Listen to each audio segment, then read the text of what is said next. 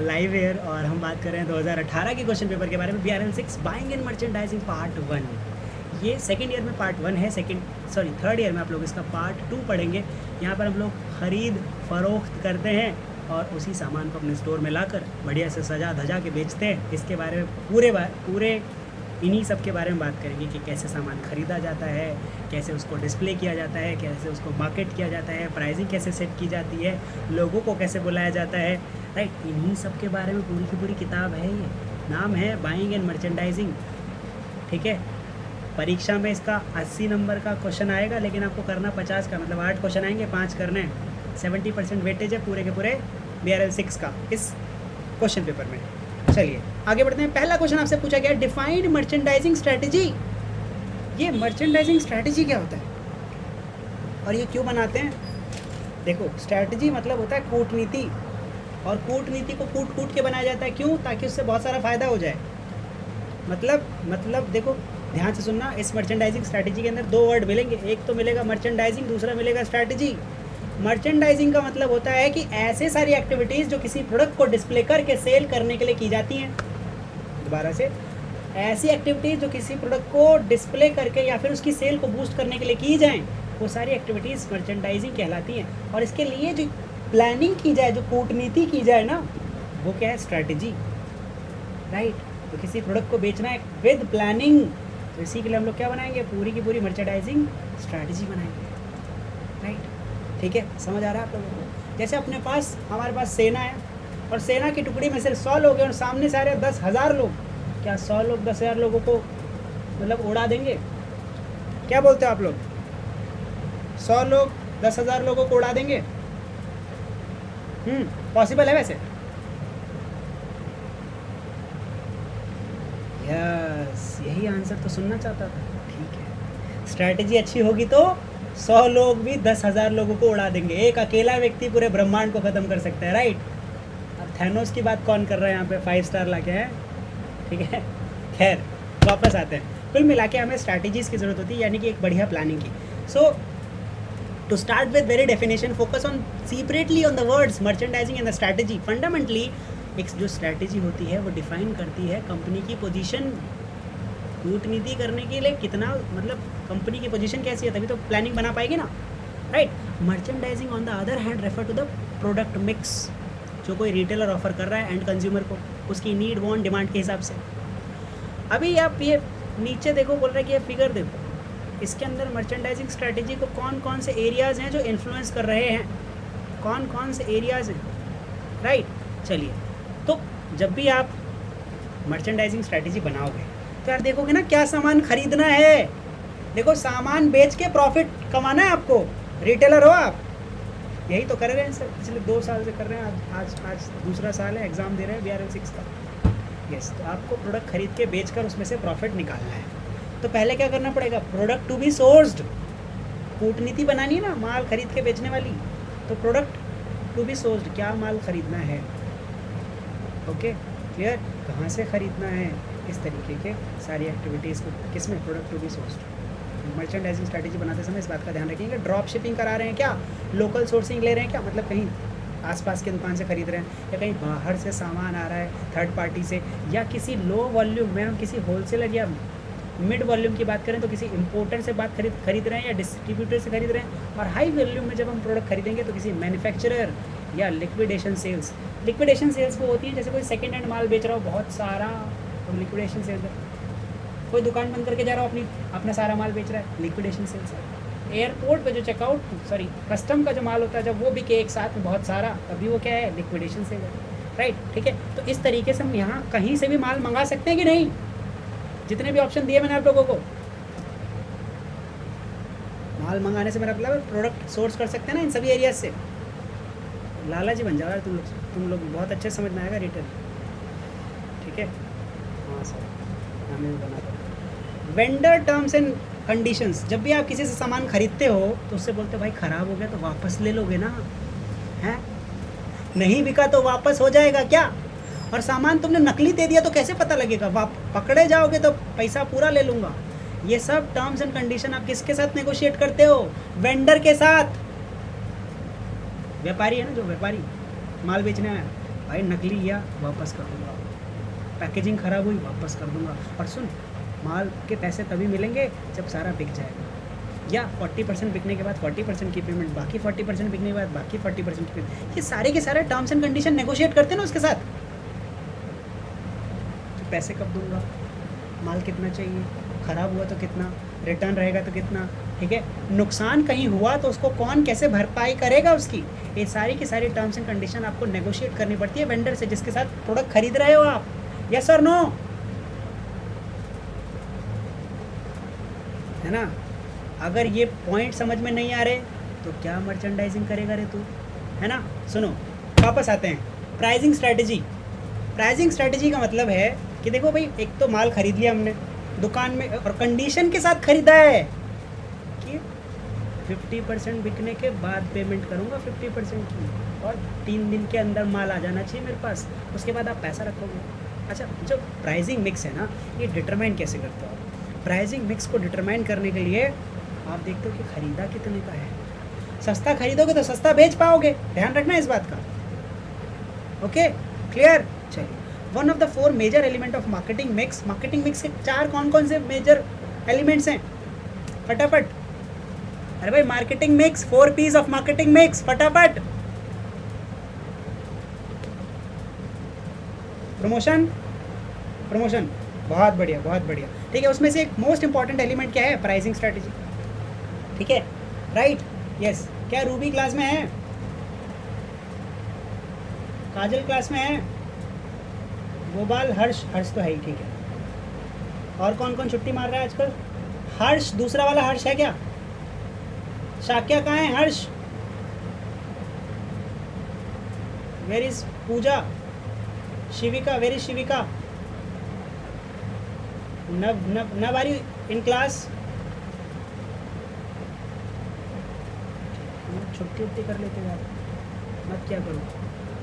अच्छा, आप हो, ठीक है ठीक है, थोड़ा बोल चाल रखा करो मेरे साथ, ये मैं भूल जाता हूँ। सुनो, आगे चलते हैं। बोल चाल रखने का मतलब है सवाल पूछो तो आप लोग जवाब देंगे तो ज़्यादा बेहतर रहेगा, ठीक है। जैसे देव गर्ग पिछली छुट्टियाँ मार रहे हैं, सुबह सुबह वाली क्लास में नहीं उठ पाते, है ना देव,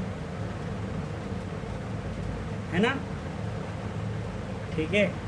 तो ये क्यों हो रहा है गड़बड़, नहीं होना चाहिए ना, ठीक है। सुनो, तो भाई जब आप कूटनीति बना रहे हो कि क्या खरीदूंगा क्या बेचूंगा, तो 4 बातों का ध्यान रखो कि क्या माल खरीद रहे हो, किससे खरीद रहे हो, और किस कंडीशन पे खरीदोगे, और कितने रुपए का बेचोगे। फिर इसके बाद उसको प्रेजेंटेशन, अब जब वो सब रेडी हो गया तो बोलेगा भैया सैंपल दिखाओ, तो आप प्रेजेंटेशन दिखाओगे ना, पैकेजिंग खोलोगे, right. So the packaging and presentation of the product plays an important role.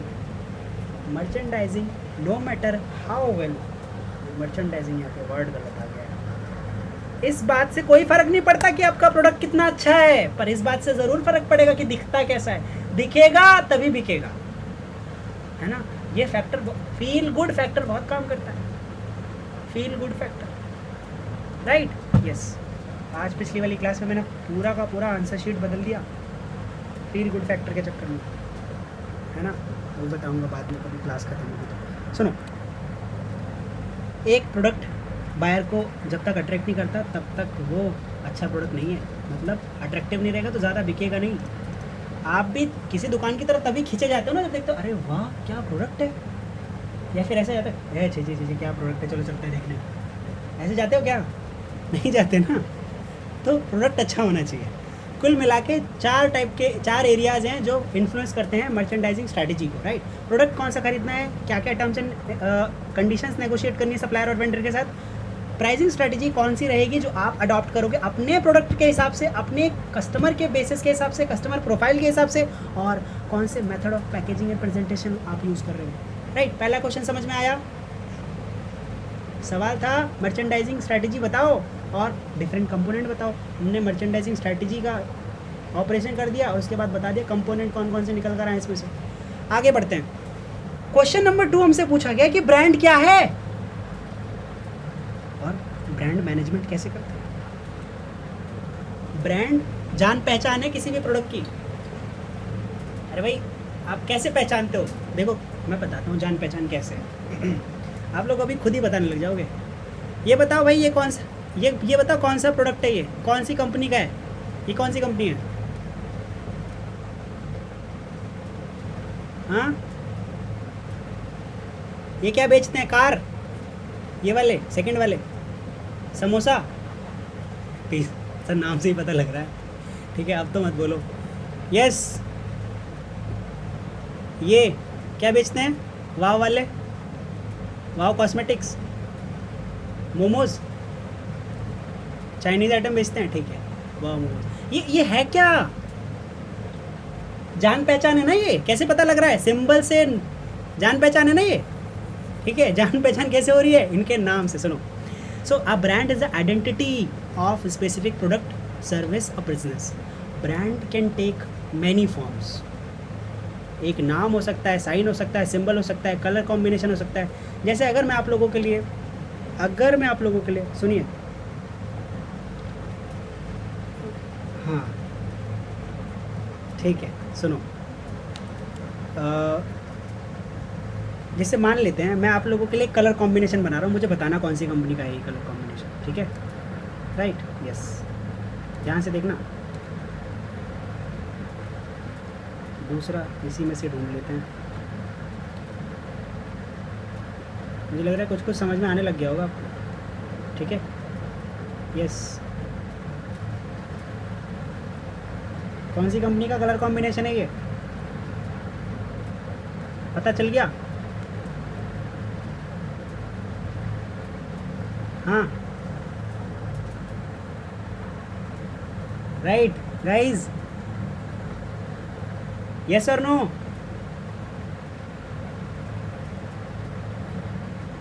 मुझे लग रहा है कि ऐसे लिख कर बताना पड़ता है आप लोगों को। हाँ, इसके बाद फिर ब्लू। वैसे तो इतना गंदा नहीं बनाते वो लोग, ज़्यादा अच्छा बनाते हैं, पर देख लो आप लोग, काम चला लेना। ऐसे होता है ना? आई थॉट फैबर कासल का होगा, हैं ऐसे बना रहे हो तो। ठीक है, क्रोम, गूगल, राइट, यस। सो हम क्या करते हैं, किसी भी ब्रांड को, सर आपने तो बोला जान पहचान, पर इसकी जान पहचान तो बहुत ख़राब है। अरे एक्चुअली मैंने उनको थोड़ा चेंज कर दिया ना, उसे बस कलर कॉम्बिनेशन पूछा, लेकिन फिर भी एक बच्ची ने पकड़ लिया।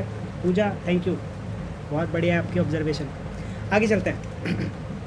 सो a brand can take many forms. उसका नाम हो सकता है, सिंबल हो सकता है, साइन हो सकता है, कलर कॉम्बिनेशन होता है, और कोई इससे सस्ता और अच्छा कहीं और नहीं। कौन सी कंपनी है ये? और डैश दूध पीता है इंडिया। Yes, mother dairy. ठीक है, यस, नाम में ये यार इसके तो ब्रांड। ठीक है, तो ऐसे ये तो चीटिंग हो गई। सुनो, so word brand begin simply as a way to tell persons cattle from another by means of hot iron stamp. A legally protected brand name is called trademark. अगर आप किसी ब्रांड को ना लीगली प्रोटेक्ट कर लेते हो तो उसको क्या बोलते हैं? Trademark.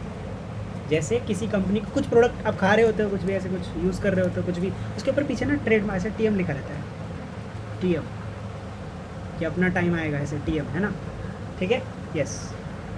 So the word brand has continue to evolve encompass identity. वो आइडेंटिटी को लेकर आते रहता है। ठीक है, सो ये पर्सनालिटी ऑफ अ प्रोडक्ट बताता है, कंपनी बताता है, और सर्विस बताता है कि किस टाइप की प्रोडक्ट आपको मिलने वाला है, किस टाइप की कंपनी में आप डील करने वाले हो, किस टाइप की सर्विसेज आप लोगों को मिलने वाली है। यस और नो?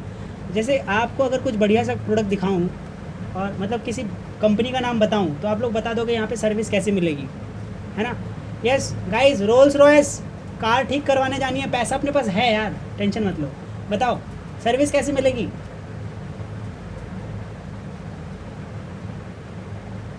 बकवास। हाँ ठीक है, कोई बात नहीं, और ज़्यादा पैसा है तो आप घर पे बुला लो उनको सर्विस कराने के लिए, आ जाएंगे। खूब पैसा लेते हैं लेकिन A1 क्वालिटी की सर्विस मिलेगी आपको। ठीक है, चलिए आगे बढ़ते हैं। अब इस ब्रांड को मैनेज कैसे करना है? देखो, ब्रांड मैनेजमेंट एक कला है। क्या है? कला, चित्रकारी वाली नहीं, ब्रांड को मैनेज करने वाली, कि आपको एक ब्रांड बनाना भी है और सस्टेन भी करना है। ये कस्टमर को मोटिवेट करता है कि वो आपके बिजनेस की तरफ कमिटेड रहें। जैसे मान लेते हैं आप एक शर्ट खरीदते हैं, बहुत बढ़िया खरीद ली, पहन ली, ठीक है, ख़राब हो गई, फेंक दी। लेकिन अगर आप उसने बहुत आपको बहुत एक कंफर्टेबल रही होगी, आपके लिए थोड़ा सूटेबल रही होगी, कॉम्बिनेशन मैच करता होगा, बढ़िया पिक्चर्स आती, सेल्फी वेल्फी बढ़िया आती होगी, तो आप ढूंढोगे ना यार वो वाली शर्ट कौन सी कंपनी की थी, दोबारा खरीदूंगा। वो वाला मोबाइल कौन सी कंपनी का था, दोबारा खरीदूंगा। ये आपके कस्टमर को मोटिवेट करता है ब्रांड, ठीक है, क्लियर, ताकि कस्टमर आपकी तरफ क्या रहे, कमिटेड। एक स्ट्रॉन्ग ब्रांड डिफरेंशिएट करता है आपके प्रोडक्ट और बाकी प्रोडक्ट में। अच्छा ब्रांड आप, और ऐसा नहीं है ब्रांड का मतलब सिर्फ और सिर्फ नाम होता है, नहीं, it is the combination of product, services and loyalty और प्रॉमिस कीपिंग, ठीक है, right, yes, product, services, promise keeping और इसकी क्वालिटी, ये सारी चीज़ों से मिला के, और भी बहुत सारे टेंजिबल्स हैं, नॉन टेंजिबल्स और इनटेंजिबल्स हैं जो मिलकर ब्रांड बनता है, ठीक है। और एक ब्रांड जो है दूसरे ब्रांड से डिफरेंशिएट करता है, ठीक है, कंपटीशन देता है। कोका कोला, पेप्सी, दोनों के दोनों सोडा वाटर बनाते हैं, सॉफ्ट ड्रिंक बनाते हैं, पर दोनों की क्वालिटी और इमेज में फ़र्क है, राइट, क्लियर। चलो, तो दोनों चीज़ें आती है, टेंजिबल और इनटेंजिबल कैरेक्टरिस्टिक्स होती है किसी भी ब्रांड की। जैसे एक ब्रांड की वैल्यू ज़्यादा होती है, दिखती थोड़ी है वैल्यू, किस ब्रांड की वैल्यू ज़्यादा है, किस ब्रांड की वैल्यू कम है, इनटेंजिबल है वो। अब tangibles, right, letter of words, colour combination, right. चलिए, प्राइस, प्राइस क्या है, इनटेंजिबल है। पैकेजिंग क्या है, टेंजिबल है, दिखती है पैकेजिंग, प्राइस थोड़ी दिखता है, प्राइस तो पे करते हो आप। Now but in cost of service brand the tangible include customer experience, brand से आपको कस्टमर एक्सपीरियंस आप लोग देते हो, राइट। अच्छा, क्या क्या बातें आप ध्यान में रखोगे जब आप किसी ब्रांड को मैनेज करोगे। पहला, आप एक प्रॉमिस करोगे अपने कस्टमर से, यस, कि सर ये प्रोडक्ट ले जाओ, बहुत बढ़िया है सर, बहुत बढ़िया, ठीक है, प्रॉमिस बना लिया, ठीक है। Creating the promise mean defining the brand, आप अपने ब्रांड को डिफाइन कर रहे हो। Good brand promise is memorable and desirable. It cannot be effective if nobody remembers it. अगर किसी को वो याद नहीं रहता वो प्रॉमिस, तो भैया वो ज़्यादा इफेक्टिव नहीं है। And there is no good either if nobody wants it. अगर किसी को चाहिए नहीं वो प्रोडक्ट, तो कैसे, वो ब्रांड चाहिए नहीं, वो प्रोडक्ट चाहिए नहीं, तो कैसे आप लोग उसमें क्रिएट कर लोगे अपना जो ब्रांड नेम है उसको थोड़ा ज़्यादा आप कैसे कंक्रीट बना पाओगे। A good promise evoke feelings because feelings drive actions. So the promise must be unique and identified with brand itself. जैसे अमूल दूध पीता इंडिया, बता रहा है ना, वो नाम भी बता रहा है, काम भी बता रहा है, क्या करते हैं, क्या होता है, क्या प्रोडक्ट बेच रहे हैं, क्या करते हैं, है ना, सारी चीज़। Making the promise, once you have created the promise, next step is to show somehow inject into the mind of the customer, your staff, everyone who receives anything from you, भैया हमारा प्रोडक्ट तो अच्छा ही रहता है, अच्छा ही रहता है, अच्छा ही रहता है, बार बार बताते हैं। Make the promise, this is where marketing people come into their own, although it is no still not their sole preserve. A large part of marketing which includes advertising and public relation is about positioning the brand, कि आप brand की positioning कैसे कर रहे हो। देखो, brand positioning में हो सकता है कि आप ब्रांड को पोजीशन करो as a high quality brand, as a cheapest, as a like economical brand, cheapest तो नहीं बोलेंगे, as a economical brand, high quality, ठीक है, या सबसे ज़्यादा यूजेबल, किसी भी तरीके का आप जो है मार्केट पोजीशन, जो पोजीशनिंग अपने ब्रांड की कर सकते हैं, right. In retail the current trend is to position the store as a brand.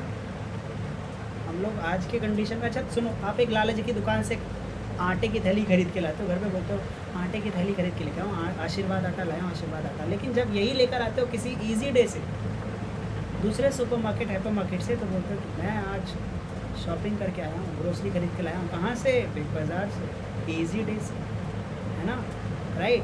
क्यों? क्योंकि उस स्टोर ने अपने आप को ब्रांड बना रखा है, और उस पर्टिकुलर लाला जी की दुकान में वो सिर्फ और सिर्फ प्रोडक्ट ही ब्रांड है। समझ रहे हो आप लोग? तो आजकल क्या और ट्रेंड चल रहा है कि लोग स्टोर को ब्रांड प्रमोट कर रहे हैं। Okay, clear. Next is keep the promise. जो भी प्रॉमिस आपने किया है ना, ब्रांड मैनेजमेंट में 3 चीज़ें बहुत ही ज़रूरी है। आपको प्रॉमिस क्रिएट करना है, प्रॉमिस बना के रखना है, और प्रॉमिस को सॉल्व, मतलब मेक द प्रॉमिस कि आप ज़्यादा शो करेंगे कि हाँ भैया हमने ये बता रखा था ना आपको, देखो कैसे हो रहा है, ठीक है। Solve it, keep the promise. Keeping promise means managing capability. आपको मैनेज करना है, कभी कभी गड़बड़ हो जाएगी और होती रहती है, this is a natural phenomena. आपको क्या करना है, प्रॉमिस हमेशा बरकरार रखना है जो भी आपने किया हुआ अपने कस्टमर से, ओके, जिनको भी आप डिलीवर कर रहे हो सर्विसेज। आगे बढ़ते हैं विद्यार्थी।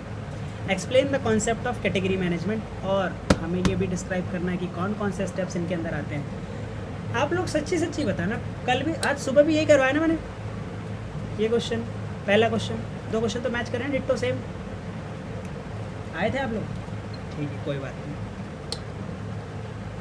बाकी बहुत सारे बच्चे आए थे और उसके अलावा बाकी सारे बच्चे नहीं आए थे। सो कैटेगरी मैनेजमेंट का मतलब होता है एक कॉम्प्लेक्स डायनेमिक प्रोसेस है जिसके अंदर एक कैटेगरी को इवॉल्व करा जाता है और उसके बाद उसके साथ डील किया जाता है, ठीक है, over the period of time, right, yes, है ना। नो, आगे बढ़ते हैं। सो पहला क्या है, आपको कैटेगरी डिफाइन करनी है। Define the category. The first step in the category management cycle is, आपको डिफाइन करना है कि आप कौन सी कैटेगरी खरीदने जा रहे हैं, बहुत इंपॉर्टेंट है। फॉर एग्जाम्पल अ कैटेगरी में भी girls apparel, boys apparel, men's apparel, category है, सिंगल कैटेगरी, ठीक है। Food, non food item, pharmaceutical, कुछ भी एक सिंगल कैटेगरी के अंदर बात कर रहे हैं। ध्यान से सुनिए, ठीक है। जो भी कैटेगरी आपको डिफाइन करनी है उसका रोल भी असेस करना है आपको कि ये कैटेगरी मेरे को प्रॉफिट ला के देगी, कस्टमर ला के देगी, नेम ला के देगी, फेम ला के भैया एक कैटेगरी से आप कुछ ही चीज़ें तो मांग पाओगे ना। जब भी आप देखो डेयरी प्रोडक्ट बेचते हैं retailers, dairy product Amul milk बेचते हैं, मैं आपको बता रहा हूँ एक पैकेट पे 20-25 पैसा, 30 पैसा, 50 पैसा बचता है, राइट, यस, 2%, 3%, 5%। लेकिन FMCG है, डेली बिकता है, नुकसान वाला सौदा है, मतलब नो प्रॉफिट नो लॉस वाला, थोड़ा थोड़ा फ़ायदा है, मतलब इतना फ़ायदा नहीं है, नो प्रॉफिट नो लॉस बोलूँगा मैं उसे। लेकिन आपको मालूम ही होगा कि सारे के सारे ग्रोसरी आइटम वाले मिल्क तो रखते ही हैं। क्यों भाई? क्योंकि उसका रोल प्रॉफिट जनरेट करना नहीं है, उसका रोल है ट्रैफिक जनरेट करना, ट्रैफिक ड्राइव करना अपने स्टोर में। तो सबसे पहले आपको पहले कैटेगरी डिफाइन करनी है, उसके बाद उसका रोल डिफाइन करना है कि ये प्रोडक्ट या फिर इस कैटेगरी के प्रोडक्ट हम क्यों खरीद रहे हैं। कस्टमर को बुलाने के लिए, प्रॉफिट बिल्ड करने के लिए, बास्केट बिल्डर है, मतलब ज़्यादा लोग खरीदेंगे क्या, इसकी वजह से और भी सामान खरीदेंगे क्या, राइट, क्लियर, समझ रहे हो ना आप लोग, यस। इसके बाद चेक करोगे कि ये पर्टिकुलर कैटेगरी कितना प्रॉफिट आपको दे रही है, असेस करोगे आप, चेक करोगे, ठीक है, जितना आपने स्टैंडर्ड सेट किया था उसके हिसाब से काम हो रहा है क्या। फिर आप ऑब्जेक्टिव और टारगेट सेट करोगे। इन कैटेगरी मैनेजमेंट हर एक कैटेगरी जो है वो मिनी बिजनेस की तरह होती है। जैसे डेयरी प्रोडक्ट हो गए, आइसक्रीम्स हो गए, अलग अलग कैटेगरीज ना, आइसक्रीम कैटेगरी, डेयरी प्रोडक्ट, है ना, और क्या हो गया दूसरा, ग्रोसरी आइटम्स ले लो, ड्राई फ्रूट्स ले लो, okay, these are different categories. हर एक कैटेगरी अपने आप में एक छोटा मिनी बिजनेस है, ओके। तो आप इन मिनी बिजनेसेस के हिसाब से इनके खुद के ऑब्जेक्टिव और इनके टारगेट भी सेट करोगे कि ये प्रोडक्ट कितना बिकना चाहिए था। क्या आप पूरे स्टोर के अंदर सारे प्रोडक्ट को एक ही साथ एक ही फ्रीक्वेंसी में बिकते हुए देखना चाहते हो क्या? ऐसा होता है क्या वैसे गाइज? नहीं ना। हम अलग अलग कैटेगरीज़ की जो ऑब्जेक्टिव्स हैं, जो टारगेट्स हैं, वो अलग अलग तरीके से सेट करते हैं। इसके बाद हमें स्ट्रैटेजी लगानी है, यस, स्ट्रैटेजी बनानी है कि किसको कैसे बेचा जाएगा। अच्छा, सुबह सुबह लोग मिल्क खरीदने आते हैं, मिल्क पे 5 रुपीज़ ऑफ, 5 रुपीज़ ऑफ करने में हमें तो 50 पैसा बचता था, 5 रुपये ऑफ करने पे 4.5 रुपये का घाटा होगा, तो क्या करें? जब 4.5 रुपये का घाटा होगा तो क्या किया जाए, राइट?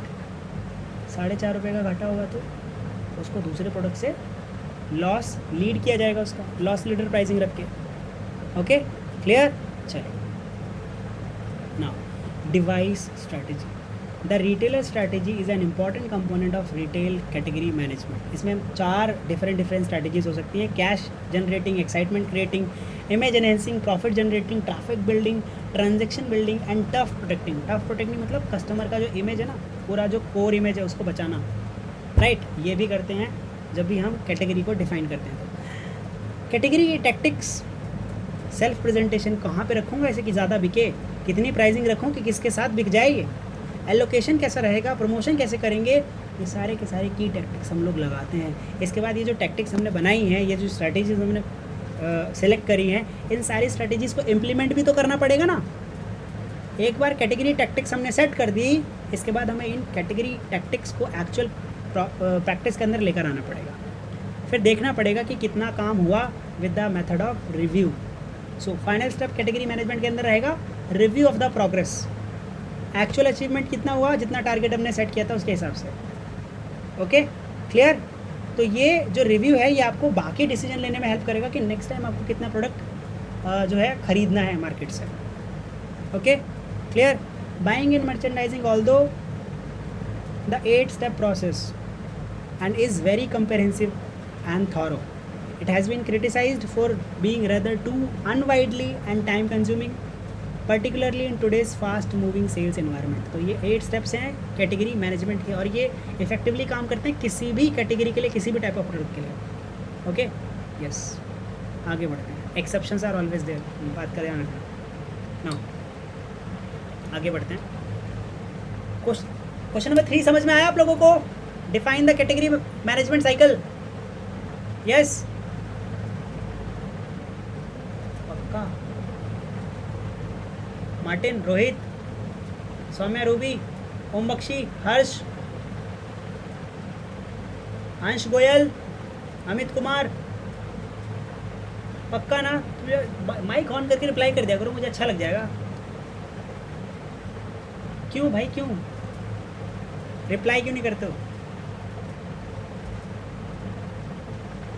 ठीक है, थैंक यू सो मच। सुनिए, question number 4, describe the importance of sale forecasting. क्यों करते हैं भविष्यवाणी कि कितना माल बिकेगा? भाई रिटेलर हैं हम, तो लालची हैं, दुकान में सामान बेचना है, तो पहले ये भी बताना पड़ेगा ना। देखो, कुछ भी सामान खरीदने से पहले सोचना पड़ेगा ना कितना बिकेगा, उतना ही खरीदें। ज़्यादा खरीद लिया तो स्टॉक ओवर हो जाएगा, और कम खरीद लिया तो जल्दी स्टॉक आउट हो जाएगा। इसीलिए हमें प्रॉपर सेल फोरकास्टिंग की ज़रूरत पड़ती है। अच्छा, ऐसे कौन से फैक्टर हैं जो हमारी सेल्स फोरकास्टिंग को फ़र्क डालते हैं, मतलब अफेक्ट करते हैं? पहले बात कर लेते हैं इंपॉर्टेंस क्या है। सेल फोरकास्टिंग जो है ये भविष्यवाणी करना है, ठीक है, किसी बिजनेस यूनिट की कि उसकी जो सेल है वो कितने होगी किसी पर्टिकुलर फ्यूचर ऑफ टाइम के लिए, किसी फ्यूचर पीरियड ऑफ टाइम के लिए, राइट। हो सकता है कुछ सालों के लिए, महीनों के लिए, सदियों के लिए, है ना। वैसे सदियों के लिए तो नहीं प्लान करते, लेकिन कुछ सालों के लिए तो प्लान करते हैं। नेक्स्ट, ये जो फोरकास्ट हैं जनरली बेस्ड होते हैं primarily on recent sale trends, competitive development and economic trend in the industry। जैसे अगर मैं आप लोगों को बोलूँ, आप लोगों को बोला जाए कि क्या आप लोगों को लगता है कि आर्टिफिशियल बेस्ड मोबाइल फ़ोन आगे आने वाले हैं? यस और नो गाइज? फेस रिकग्निशन से आपका घर का दरवाज़ा खुलने लगेगा आज से 20-30 साल बाद, है ना। सब जगह क्या, राइट, यस, हाँ, ठीक है, ऐसी बहुत सारी चीज़ें। खैर, तो मैं ये कह रहा हूँ कि आगे आने वाले ट्रेंड, फ्यूचर जो भी भविष्य में होने वाली चीज़ें हैं उनको देखते हुए, और हाँ, पुराने सेल्स ट्रेंड्स, रीसेंट जो भी क्या क्या माल बिका है, कॉम्पिटिटिव डेवलपमेंट क्या हुए हैं, इन सबको देखते हुए हम अपनी सेल्स फोरकास्ट करते हैं, ठीक है। सरकार बदल जाती है, नई नई टेक्नोलॉजीज़ आ जाती हैं, या कुछ भी होता है, तो उनके हिसाब से हम लोग सेल्स फोरकास्ट करते हैं कि कितना माल बिकेगा। सर, सरकार बदलने से भी फ़र्क पड़ता है? हाँ भाई, हाँ, बहुत सारे फैक्टर्स होते हैं, राइट, यस। सेल फोरकास्टिंग, हाँ, सेल्स फोरकास्टिंग इज़ मैनेजमेंट, ये मैनेजमेंट का प्राइमरी टूल होता है कि कितना वॉल्यूमल, जो वॉल्यूम है वो अटेनेबल सेल है, इतनी सेल हो जाएगी। देयरफॉर जो बजट प्रोसेस है ना, hinges on an accurate and timely sales forecast. लटकता है किसके ऊपर? टाइमली फोरकास्ट कर दिया ना, उसी के हिसाब से हम लोग बजट निकालते हैं। सेल्स फोरकास्ट हेल्प करता है कि कैसे हम लोग कंपनी की इन्वेस्टमेंट को प्लान करें, नया प्रोडक्ट लॉन्च करें या पुराने वाले प्रोडक्ट को मार्केट से विड्रॉ कर लें या फिर उसका प्रोडक्शन रोक दें, ठीक है। अगर हमें पता लग रहा है कि आगे 2-3 साल बाद ये प्रोडक्ट नहीं बिकेगा, तो उसका प्रोडक्शन चालू रखने से कोई फ़ायदा है क्या? यस, हाँ, फ़ायदा है। 3 साल बाद नहीं बिकेगा,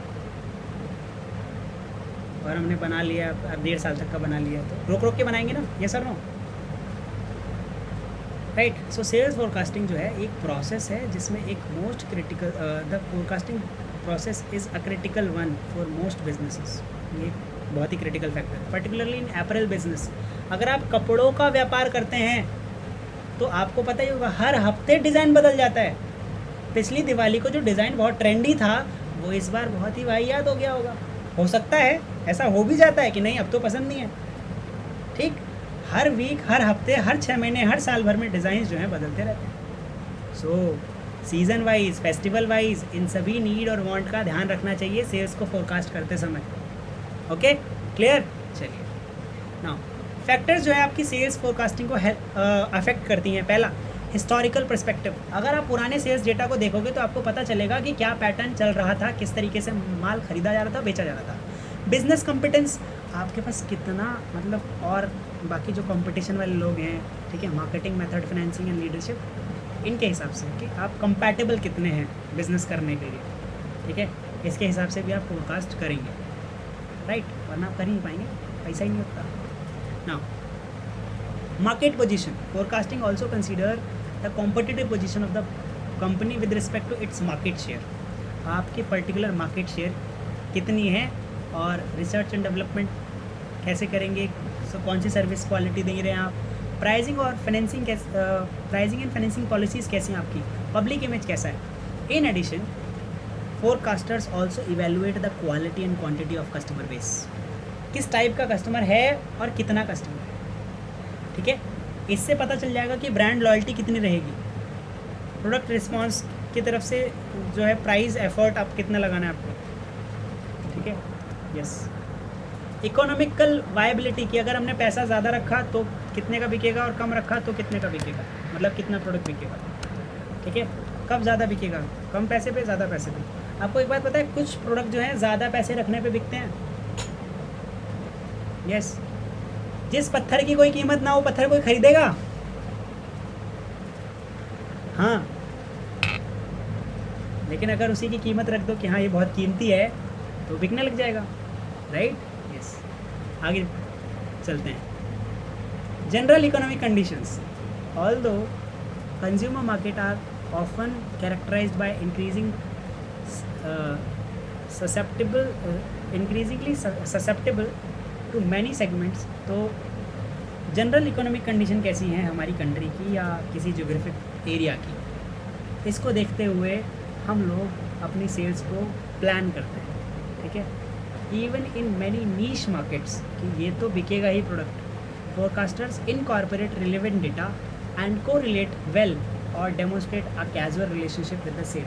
कि अगर यहाँ पे स्लो डाउन आया है, अच्छा अगर इकोनॉमिक स्लो डाउन आता है तो लोग माल ज़्यादा खरीदते हैं, कम खरीदेंगे, पैसे ही नहीं है लोगों के पास,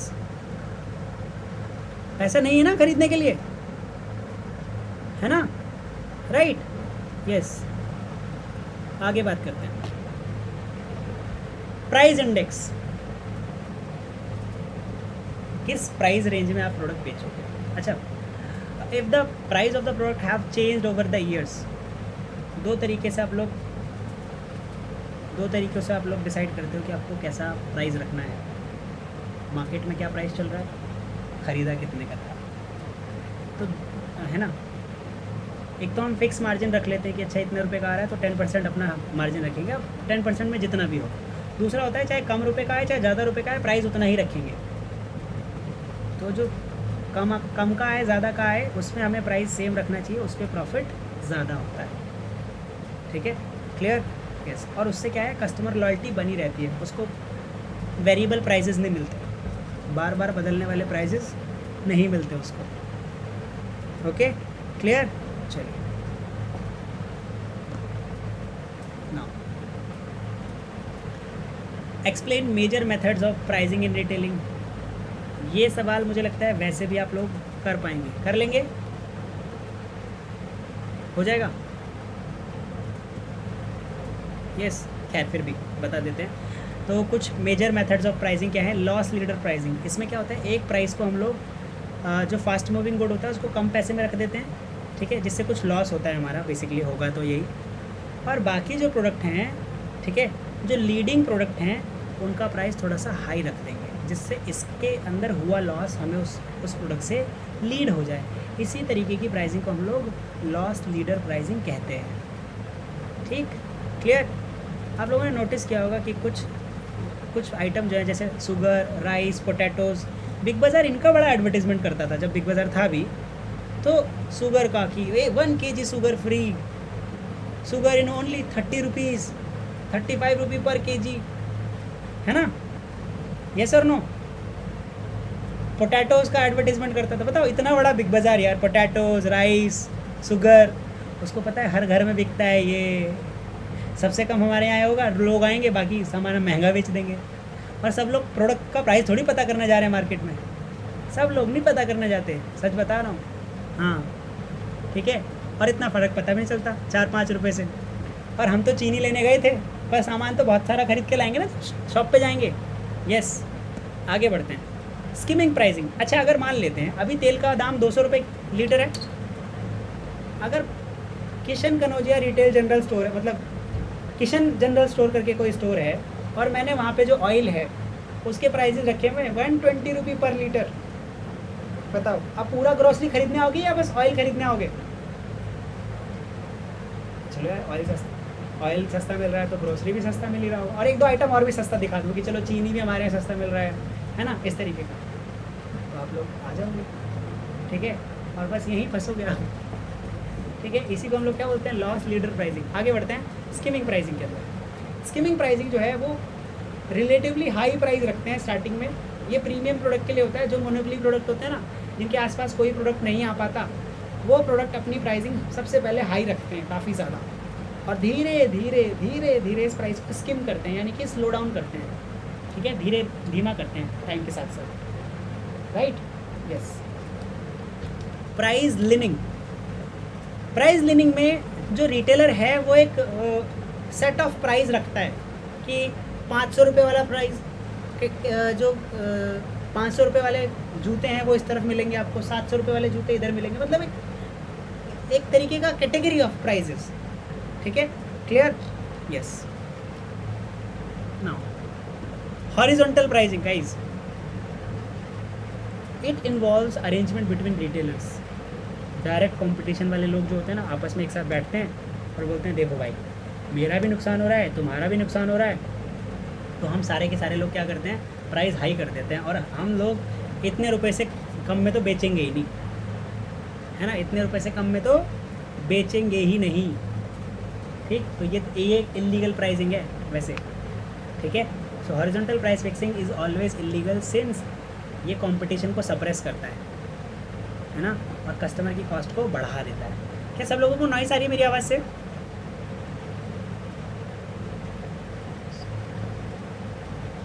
अचानक से आ रही थी ना, ओके ओके। इसके बाद है प्रीडेटरी प्राइसिंग। प्रीडेटरी प्राइसिंग का मतलब है मैं ऐसी प्राइस रखूँगा कि मार्केट से कंपटीशन छूमंतर हो जाएगा, ठीक है। मैं ऐसी प्राइसिंग रखूँगा, मैं ऐसी स्ट्रेटेजी लेकर आऊँगा कि मार्केट से कंपटीशन ख़त्म हो जाएगा, कि कोई आ ही ना पाए मेरे आसपास। इसका बढ़िया एग्जांपल कौन है? आगे बढ़ते हैं। कौन है? अरे नाम तो ले लो। ऑयल वाले, यानी कि जियो वाले। आपको एक बढ़िया सी मज़ेदार बात, जैसे अगर आप जियो लिखोगे ना, इसको मिरर करो, मिरर के सामने रखोगे, पता है क्या दिखेगा? हाँ, दिख रहा है। और जियो की इंडस्ट्रीज़ कौन सी हैं? जियो की इंडस्ट्रीज़ कौन सी हैं? रिफाइनरीज है ना। यस, ऑयल में डील करते हैं लोग। अरे वाह, बहुत ही सोच समझ के नाम रखा है। यस, मिलियन डॉलर नेम है ये। हाँ, खैर एक ही साथ दोनों काम बता रहा है। आगे चलते हैं। छोटी छोटी जानकारी सही लगती है ना कभी कभी। चलिए, question number 6, vendor selection process. आपको किसी से सामान खरीदना और बार बार ख़रीदते रहना है। तो अगर आपको कोई व्यापारी सिलेक्ट करना है जिससे आप बार बार सामान ख़रीदें, तो आपको नहीं लगता कि आप वेंडर सिलेक्शन प्रोसेस जो है वो बहुत ही जांच परखने के बाद ही डिसाइड करेंगे, जांचने परखने के बाद। यस गाइस, है ना, राइट, यस। आगे बढ़ते हैं। सो देयर आर कितने स्टेप्स हैं? 7 steps. There are 7 steps in vendor selection process. पहला है awareness. The first step is to get to know the firm so that we can have better understanding what it is that you are looking for. पहले आपको aware होना है कि आपको क्या चाहिए, फिर आप नीड आप डिफाइन करोगे। Once we get to know the firm better, work out your needs कि आपको क्या क्या चाहिए, है ना। एक बार फर्म पता चल गया, अवेयर हो गए कौन सी दुकान से आप पकड़ना, फिर देखो आपको क्या चाहिए वहाँ से। We can source merchandise. Armed with this background we will club what we have learned about your firm with the information that we have about the industry। तो आपकी दुकान और पूरी इंडस्ट्री में क्या फ़र्क है ना, जिससे हम लोग ये बेस्ट अप्रोप्रिएट वेंडर हम लोग ढूंढ पाएँ। इसके बाद strategy. Once we outline the need we need to strategise course of action कि पहले क्या करेंगे, बाद में क्या करेंगे, इसके बाद क्या करेंगे। So there will be sketch out your specific case and chart out what steps need to be taken in order to achieve your needs in sourcing of merchandise। किन किन बातों का ध्यान रखना चाहिए, कौन कौन से स्टेप्स आप फॉलो करोगे जब भी आप किसी भी मर्चेंडाइज को सोर्स करेंगे। तो फिर आप देखेंगे business case. Okay, clear. Critical decision making factor when it comes to selecting a vendor is the decision of long term, कि आप कितने टाइम तक इसके साथ बिजनेस कर सकते हैं, जिस व्यक्ति के साथ अभी आप डील करने जाएंगे। देखो जितना ज़्यादा लॉन्ग टर्म आप जा सकते हैं उतना ज़्यादा बेहतर रहता है आपके लिए। फिर हाँ, डिसीजन मेकिंग फैक्टर के अंदर जो एक बहुत ही क्रिटिकल फैक्टर होता है वो क्या होता है? Budget. Okay, a critical decision making factor when it comes to the selecting the vendor is budget that you have allocated on the project. Now आपको क्या करना है, आपकी नीड को इन्हीं बजट के साथ ही पूरा करना है। Together we can finalise a number that can realistically spend on it this. तो हम और वेंडर मिलकर उस प्रोडक्ट जो हम परचेज़ कर रहे हैं उसके पर्टिकुलर लॉट को हम लोग फाइनलाइज कर सकते हैं कि चलो ठीक है। इसके बाद रिक्वेस्ट फॉर प्रपोजल प्रोसेस। ठीक है, हम रिक्वेस्ट फॉर प्रपोजल भेजेंगे कि सर ये बताइए, it is now to draft up a request for proposal, कि सर आप अपने प्रपोजल दीजिए। डिफरेंट टाइप ऑफ वेंडर्स को हम लोग प्रपोजल भेजेंगे, कितने रुपए में माल बेचोगे, क्या क्या कंडीशंस रहेंगी, राइट। तो अब बहुत सारे वेंडर्स जो हैं वो आप लोगों को रिक्वेस्ट एक्सेप्ट करेंगे और उसका रिप्लाई करेंगे। Okay, clear, yes. सो इसके बाद आप लोगों के पास बहुत सारे वेंडर्स के रिप्लाई आएंगे, तो आपको क्या करना है, कोई सिलेक्ट कर लेना है एक single vendor. Once we have finalise the agreement with the vendor, the last step is to sign on the dotted line. Iron out the creases in final decision. मतलब जो सिकुड़ी हुई लाइनें हैं डिसीजन मेकिंग की, उसको आपको क्या कर लेना है, सीधा कर लेना है और फाइनल डिसीजन आपको ले लेना है, सो दैट आप लोगों के पास क्लियर अंडरस्टैंडिंग हो कि एंड रिजल्ट क्या होगा। As a large format there will be various avenues of skilful and shortlist vendors. So well known brand and businesses can directly approached. A private labeled manufacturer and supplier can be identified and shortlisted at trade shows and exhibitions। ये भी बता रहे हैं कहाँ से ढूंढना है। तो जो डायरेक्टली जो वेल नोन ब्रांड है उनके साथ डायरेक्टली आप चले जा सकते हो उनके पास। अगर आपको प्राइवेट लेवल मैन्युफैक्चरर चाहिए तो आपको ऐसे तो मिलेंगे नहीं, पता नहीं चलेगा कौन कहाँ रहता है। तो जब भी ट्रेड शो हो वहाँ चले जाओ, जहाँ भी एग्जीबिशन लगाओ वहाँ पे छोटे छोटे वेंडर्स आते हैं, छोटे छोटे मैन्युफैक्चरर्स आते हैं और वो प्राइवेट लेवल मैन्युफैक्चरर्स होते हैं, उनसे आप बात कर सकते हो। वो आपके लिए प्रोडक्ट सेल कर, मतलब आपको प्रोडक्ट दे देंगे, राइट, यस।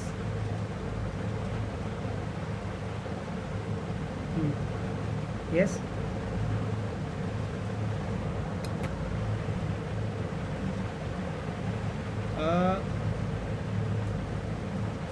स्टेप्स नहीं सेम है, या फिर मैं आपको ना एक बार रिव्यू करके बताऊँगा। सुना, अभी मैं बहुत ज़्यादा जल्दी में आंसर नहीं दे रहा, एक बार मैं रिव्यू करूँगा उसके बाद बता दूँगा। वैसे अभी फ़िलहाल के लिए सेम है, ठीक है।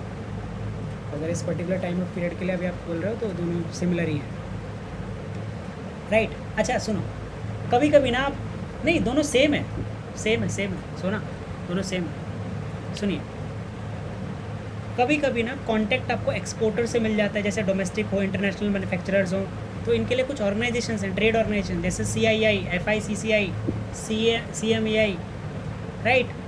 So the selection process does not always follow the same path and it is not always applied in the same way, क्योंकि अलग अलग प्रोडक्ट के साथ, अलग अलग सर्विसेज के साथ डिफरेंट सर्विस सपोर्ट सर्विसेज आपको चाहिए होती है. Okay, right. चलिए, सो इस हिसाब से आपके जो स्पेसिफिक वेंडर सिलेक्शन प्रोसेस होगा वो अलग हो जाएगा. Right, yes. चलिए, नाउ क्वेश्चन नंबर 7. इतनी जल्दी आ गए क्या? मैंने पुराने 6 के 6 करा दिए क्या? छोटे छोटे आंसर थे क्या इसमें? ये जल्दी जल्दी करा रहे हैं, कुछ तो गड़बड़ है. दया पता लगाओ.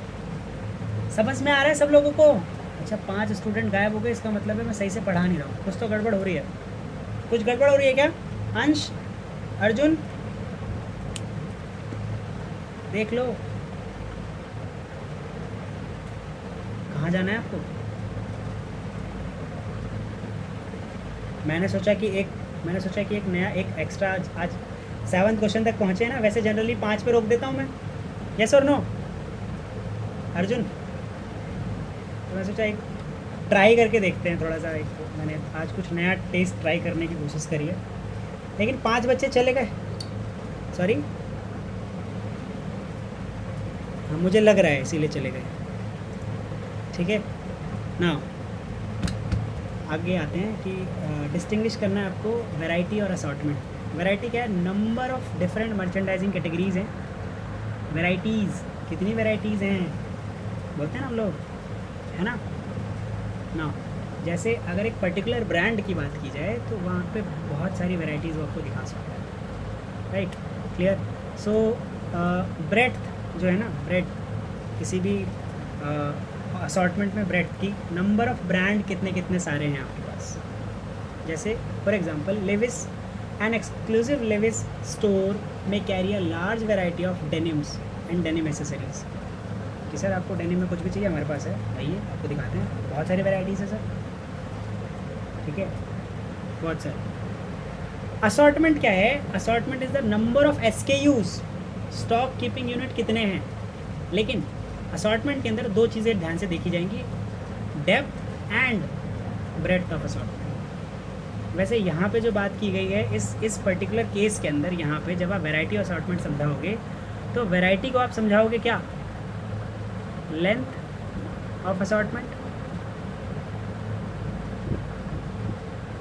और असॉर्टमेंट को आप समझाओगे डेप्थ ऑफ असॉर्टमेंट.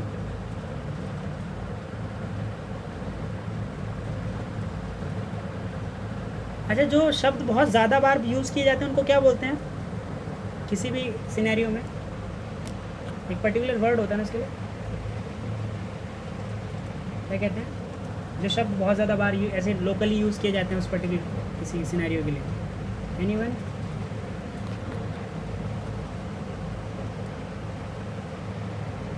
कोई भी? मिक्स? नहीं, अंग्रेजी का शब्द है. खैर, तो अगर आप स्टोर के अंदर बात करेंगे ना, रिटेल सिनेरियो के अंदर बात करेंगे, तो जब भी वैरायटी की बात हो रही है तो कितना लेंथ है असॉर्टमेंट का. रिपीटेशन? नहीं. जैसे कोई मैं लोकल वर्ड यूज़ कर रहा हूँ किसी एक पर्टिकुलर लोकेशन पे. खैर, मुझे याद आएगा, मुझे आगे बढ़ते हैं. सो रिटेल के अंदर जो ऐसा यूज़ किया जाता है बार बार, वैरायटी का मतलब होता है एपिफोरा, पोएटिक डिवाइस. ये क्या है? हो सकता है. खैर, सुनो.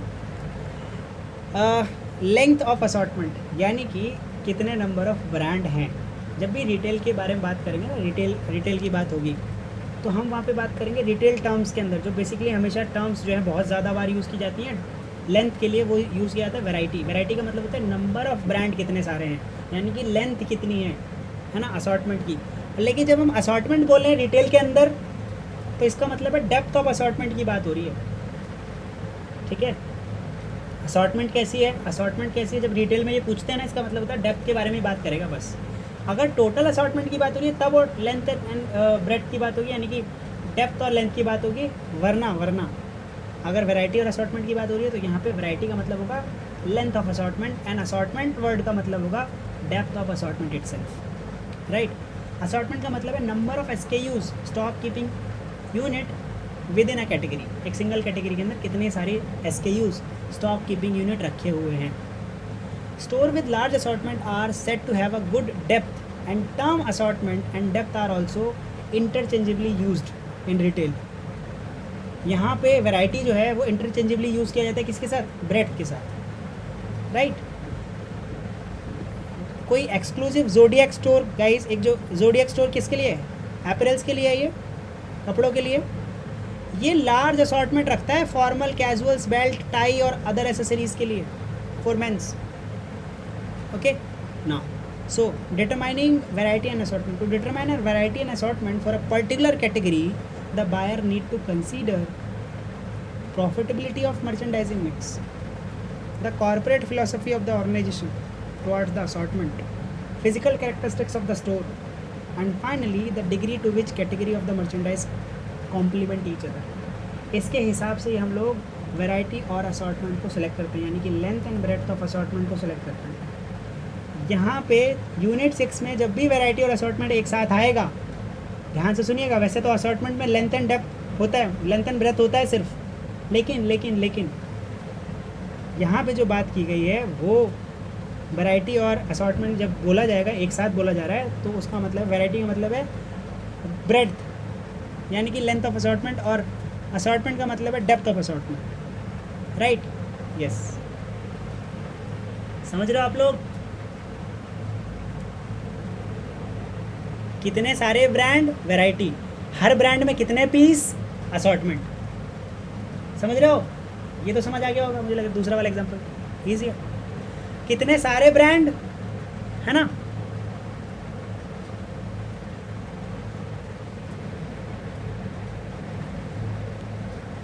कितने सारे ब्रांड वो क्या है, वैरायटी, और हर ब्रांड में कितने सारे प्रोडक्ट वो क्या है, असॉर्टमेंट, राइट। चलिए, ब्रेक इवन प्राइसिंग, ऐसी प्राइसिंग आपको रखनी है जिसमें नो प्रॉफिट नो लॉस हो। मार्कअप प्राइसिंग, आप कुछ प्राइस जो है ऐड ऑन कर देते हो। जैसे मान लीजिए कि मुझे क्या करना है, 100 रुपये का प्रोडक्ट खरीदा, 50 रुपये की मेरी मेहनत लगी और बाकी 50 रुपये वेरिएबल कॉस्ट है। 200 रुपये का प्रोडक्ट हो गया, 100 रुपये मैंने क्या किया, इसके ऊपर मार्कअप लगा लिया, यानी कि 50% मार्कअप लगा लिया टोटल खर्चे का, तो 300 रुपये का प्रोडक्ट बेचूंगा मैं। मार्कअप मतलब एक्स्ट्रा पैसे लगाना। ब्रेक इवन प्राइसिंग का मतलब कितना खर्चा मुझे इस प्रोडक्ट को बनाने में लगा और कितने प्रोडक्ट को बेचने के बाद ये खर्चा मैं रिकवर कर पाऊँगा। इस प्राइस से ऊपर अब मुझे पैसा प्रोडक्ट बेचना पड़ेगा, तभी मैं प्रॉफिट अर्न कर पाऊँगा, राइट। जैसे मान लेते हैं किसी भी मशीनरी, एक मशीनरी थी, उसको लगाने के लिए मेरे को लग गए 8,000 रुपये, और 2,000 रुपये का जो प्रोडक्ट है रॉ मटेरियल को ख़रीद के मैं लाया, है ना। टोटल कितने लग गए, 10,000 रुपये। 10,000 रुपये का पैसा खर्च करने के बाद मैं जो है 100 पीस बना पाया, 1,000 पैकेट बना पाया, 1,000 पेन बना पाया हूँ। सुनो, 1,000 पेन बना पाया हूँ 10,000 रुपये खर्च करने के बाद। अब मैं कितने रुपए का बेचूं कि नो प्रॉफिट नो लॉस में आ जाऊंगा? एक पेन 10 रुपये का, यस और नो? 8,000 रुपये का मैंने मशीन लगाया, 2,000 रुपये का रॉ मटेरियल लेकर आया, टोटल 10,000 रुपये लग गए उस प्रोडक्ट को बनाने में। अब मुझे ये 10,000 रुपये रिकवर करने हैं तो हर एक प्रोडक्ट को 10-10 रुपये का बेचना पड़ेगा। 1000 पीस बनाए ना, 1000 गुना 10, 10,000 रुपये। तो ये जो 10 रुपये है ये नो प्रॉफिट नो लॉस यानी कि ब्रेक इवन प्राइसिंग है। इसके ऊपर अगर मैं बेचूंगा तो मुझे प्रॉफिट होगा, इसके नीचे बेचूंगा तो मुझे लॉस होगा, राइट गाइज। चलिए, तो यही क्या है, ब्रेक इवन प्राइसिंग है। मार्कअप प्राइसिंग में मैं कुछ पैसे परसेंटेज ऐड करके लेता हूँ। जैसे 20% मैंने 100 रुपये का खरीदा, 20% पैसा मैं ऐड करके बेचूंगा अब इसे, तो 20% मैंने मार्कअप लगा लिया। 100 रुपये का 20% 20 रुपये, 120 रुपये का बेचूंगा, ठीक है। यस, सुनो, ब्रेक इवन प्राइसिंग का मतलब हर्ष गोपाल कि 100 रुपये का मैं मान लेते हैं 8,000 रुपये की मशीनरी लगाई, एक प्रोडक्ट प्रोड्यूस करना, मुझे पेन बनाने हैं, 1,000 पेन बनाने हैं। 1,000 पेन बनाने के लिए मैंने मशीनरी लगाई 8,000 रुपये की, 2,000 रुपये का रॉ मटेरियल लगाया, टोटल मैंने खर्चा कर दिया 10,000 रुपये का, और फिर मेरे को मिले 1,000 पेन। अब मैं कितने रुपए का प्राइस रखूं कि मुझे ज़ीरो प्रॉफिट ज़ीरो लॉस हो, नो प्रॉफिट नो लॉस हो? हर्ष मोबाइल 10,000 रुपये लगा दिए मैंने माल बनाने में और 1,000 पीस बनाया। हेलो, मेरी आवाज़ आ रही है आप लोगों को? ठीक है, ये भी निंजा टेक्निक अच्छी है ना? खैर सुनो, हर्ष अभी आवाज़ आ रही है? मैं आई वॉज जस्ट किडिंग। मैं ये कह रहा हूँ कि 8,000 रुपये की मशीनरी आपने ख़रीदी, 2,000 रुपये का आपने क्या किया, रॉ मटेरियल ख़रीद के लाए, 10,000 रुपये लगा दिए। अब क्या किया, 10,000 रुपये में आपने 1,000 पेन बनाए, लेकिन प्लास्टिक वाले। अब आप कितने रुपए का बेचोगे एक पेन कि आपको कोई भी प्रॉफिट या कोई भी लॉस ना हो? पूरे 10,000 रुपये वापस आ जाएँ। 10 रुपये का ये जो प्राइसिंग है, ये ब्रेक इवन प्राइसिंग आप रखोगे इस प्रोडक्ट की, राइट? ठीक है, यही क्या है, ब्रेक इवन प्राइसिंग। अच्छा, इसके ऊपर रखोगे तो प्रॉफिट होगा, इसके नीचे रखोगे तो लॉस होगा। ये भी बता देना, थोड़ा एग्जांपल बढ़िया हो जाएगा।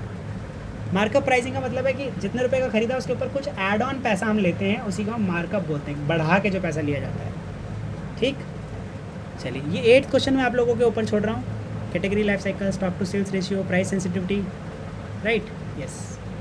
सो guys that's all for today's class. See you tomorrow 6:30, 6:30 बजे मिलते हैं। और ज़्यादा से ज़्यादा स्टूडेंट देखूंगा तो अच्छा लगेगा मुझे। ओके, चलिए सी यू ऑल, मिलते हैं कल सुबह 6:30 बजे।